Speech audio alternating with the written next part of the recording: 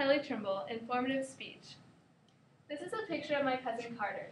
Almost 4 years ago, he was born with trisomy 21, otherwise known as Down syndrome, a disorder named after the doctor who first described the condition in 1866. According to Burning Gun's book, Down Syndrome, Moving Through Life, this simply means that there's an extra 21st chromosome in every cell in Carter's body, making him have 47 chromosomes instead of 46. Down syndrome is one of the most common genetic disorders and affects thousands of families all around the world each year. According to Cosma's entry, What is Down Syndrome, in the book Babies with Down Syndrome, there are 3 different genetic variations that can occur. The most common variation that accounts for over 90% of all cases is non-disjunction trisomy 21. Instead of having 2 copies of the 21st chromosome, they have 3 copies in all of their cells. Another variation that accounts for 4% of all cases is translocation Down syndrome. In translocation, part of the extra 21st chromosome attaches to another chromosome, usually the 14th. The final variation that accounts for the last 1% of all cases is mosaic. In mosaic, the fertilized egg begins to divide normally, and then an abnormal division occurs in one cell line. Those with mosaic develop fewer of the usual characteristics and have higher intellectual abilities because not all of their cells are affected. According to the Mayo Clinic, the majority of the time, Down syndrome is not inherited from the parents. Translocation is the only form that can be inherited. When a parent has a translocation in their chromosomes but appears normal, they refer to them as having a balanced translocation.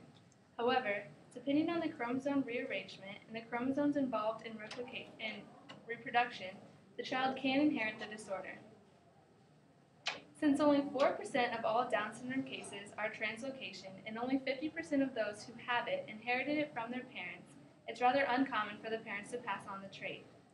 As of right now, there are no known behavioral or environmental factors that cause Down syndrome. There is no specific demographic that has a greater chance of having a baby with the disorder than another. The race, gender, or ethnic group that they belong to has no effect on the chances of having a baby with Down syndrome. According to Toshi's book, Down Syndrome, there are specific physical characteristics that those with Down syndrome have. The first thing that alerts the doctor to look for further signs at birth is the presence of low muscle tone. Other physical characteristics include a flatter face and small nasal passages that cause them to become easily congested, upward slanting eyes, and abnormally shaped ears that can be positioned lower on the head. They have short arms and legs, a single deep crease in the center of their palms, and loose joints that make them extremely flexible. Many of these characteristics can also be found in those without the disorder, and people with Down syndrome often do not have every single one of these physical characteristics. According to Cosma, those with Down syndrome have a low IQ because the extra chromosome influences the size and structure of the brain and interferes with normal brain functions.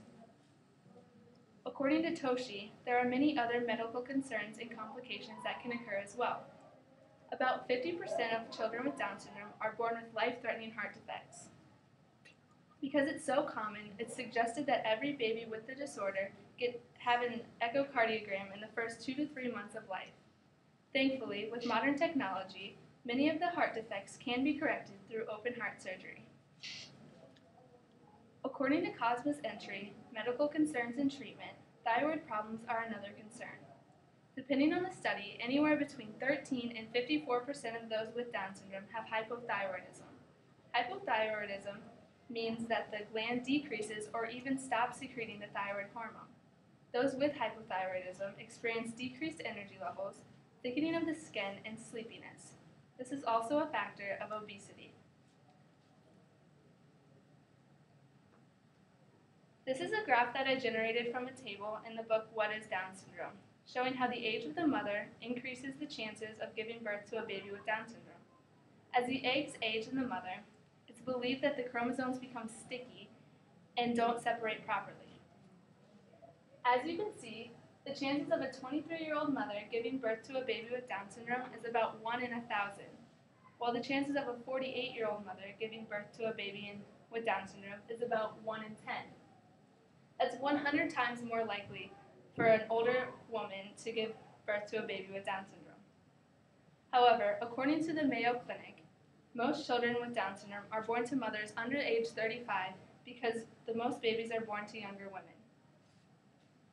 Because Down syndrome can occur in any individual, regardless of race, gender, or ethnic group, it's not surprising that it is one of the most common genetic disorders existing today.